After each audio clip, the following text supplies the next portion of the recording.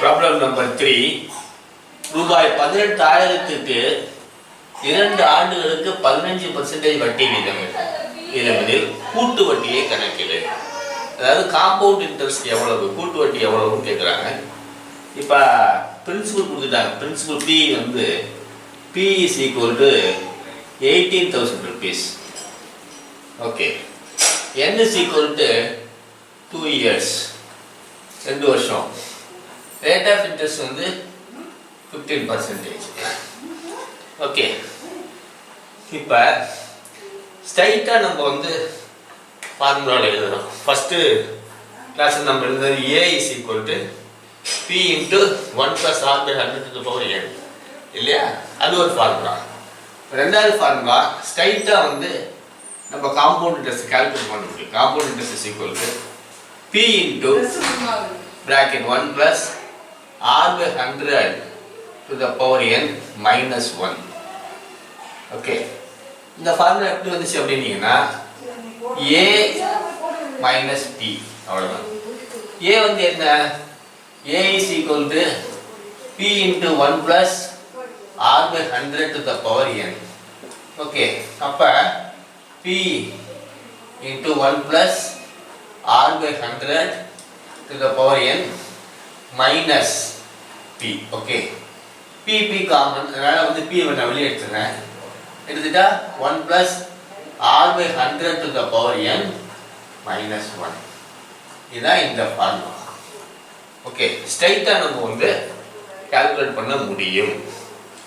இப்போ compound interest is equal to 18,000 into 1 plus R 15 by 100 to the power 2 minus 1. அவ்வளோதான் இல்லையா? இதை நீங்கள் சிம்பிளிஃபை பண்ணீங்கன்னா compound interest is equal to 18,000, இது வந்து 100, இது 115 to the power 2 minus 1. Okay. இது வந்து இப்போ வந்து இந்த நம்ம சால்வ் பண்ணீங்கன்னா நீங்கள் சிம்பிளிஃபை பண்ணீங்கன்னா this will become 18,000 into 23 by 20 the whole square minus 1. Okay. So compound interest is equal to 18,000 into 1.15 the whole square minus 1. இதை சிம்பிளிஃபை பண்ணீங்கன்னா that is 18,000 into 1.3225 minus 1. So this will become compound interest is equal to 18,000 into 0.3225. Okay. So compound interest is equal to எவ்வளோ amount வருது? 5,805. So this is the answer. So இதில் ரொம்ப முக்கியமானது இந்த formula. இந்த formula தான் ரெண்டாவது ஃபார்முலா. ஃபர்ஸ்ட் ஒரு ஃபார்முலா, இந்த formula. This is the first is sum. இது வந்து ஸ்ட்ரைட்டாக கண்டுபிடிக்கக்கூடிய செகண்ட் ஃபார்முலா. இதை பேஸ் பண்ணி ஒரு 3 ப்ராப்ளம் வரும். இப்போ காம்பவுண்ட் இன்ட்ரெஸ்ட் வந்து இதுதான் வந்து நமக்கு கிடைக்கக்கூடிய காம்பவுண்ட். ஸ்ட்ரைட்டாக இந்த ஃபார்முலா யூஸ் பண்ணி கண்டுபிடிக்க முடியும். The next problem.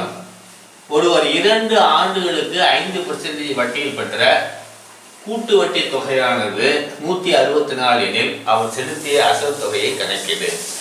அதாவது அவருடைய காம்பவுண்ட் இன்ட்ரெஸ்ட் அவருக்கு எவ்வளோ கிடைக்குது அப்படின்னா, காம்பவுண்ட் இன்ட்ரெஸ்ட் வந்து அவருக்கு வந்து கிடைச்சது 164 ரூபாய். ஓகே. அப்போன்னா அவருடைய பிரின்சிபல் என்னன்னு கேட்குறாங்க. Number of n is equal to 2 years. 2 years கொடுத்தாச்சு. ரேட் ஆஃப் இன்ட்ரெஸ்ட் வந்து 5%. ஓகே. இதான் அவங்க கொடுத்துருக்காங்க. இப்போ நம்ம அந்த ஃபார்முலா எழுதுவோம். Compound interest is equal to P into 1 plus R by 100 to the power n minus 1. Value substitute பண்ணலாம். 164 காம்பவுண்ட் இன்ட்ரெஸ்ட் P தெரியாது. So this is 1 plus R is the rate of interest 5%. 5 divided by 100 to the power 2 minus 1. Okay. 164 is equal to P into this is 100, this is 105. Okay. இது வந்து square minus 1. Okay. இப்போ 164 is equal to P into that is 1.05 the whole square minus 1. Okay. இதை simplify பண்ணா என்ன வருது? 164 is equal to P into 1.05 square பண்ணீங்கன்னா 1.1025. This is minus 1. Okay. This simplify பண்ணா 164 is equal to P into 0.1025. Okay. Therefore P is equal to asal is equal to 164 divided by 0.1025. 0.1025 that is equal to rupees 1600. அவர் செலுத்தின அசல் எவ்வளோ அப்படின்னீங்கன்னா ரூபாய் 1600. இப்படி நம்ம calculate பண்ணிடலாம். So principal amount வந்து 1600 rupees. 2 years rate of interest 5%க்கு அவங்க கிடைச்ச கூட்டு வட்டி காம்பவுண்ட் இன்ட்ரெஸ்ட் வந்து rupees 164. This is problem number 5. ரூபாய் 4000க்கு 8% வட்டியில் 2 ஆண்டுகளுக்கு கிடைக்கும் கூட்டு வட்டி தனி வட்டிக்கான வித்தியாசத்தை காண்க. கூட்டு வட்டி எவ்வளவு, தனி வட்டி எவ்வளவு அப்படிங்கிறத கால்குலேட் பண்ணுங்க. Difference, what is the difference between compound interest and simple interest, இதான் question. So P is given, P is equal to 4000 rupees. Okay. Rate of interest 8%. Number of years 2. First we calculate the compound interest. Compound interest is equal to P into 1 plus R by 100 to the power n minus 1. ஒரு வாட்டி எழுதுற நோக்கம் என்னன்னா மறக்கக்கூடாது, அவ்வளோதான். So P that is 4000 into 1 plus R 8 by 100 to the power 2 minus 1. Okay. So that is equal to 4000 into 1 plus 0.08 the whole square minus 1. Okay. So compound interest is equal to 4000 into 1.08 the whole square minus 1. So 1.08 by the whole square எவ்வளோன்னு பார்க்கணும். So compound interest is equal to 4000 into 1.08 the whole square is equal to 1.1664 minus 1. So compound interest is equal to 4000 into 0.1664. Okay.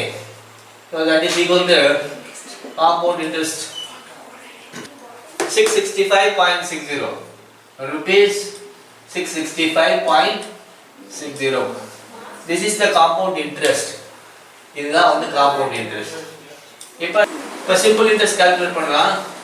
Simple interest is equal to PNR by 100. Okay. P is equal to 4000.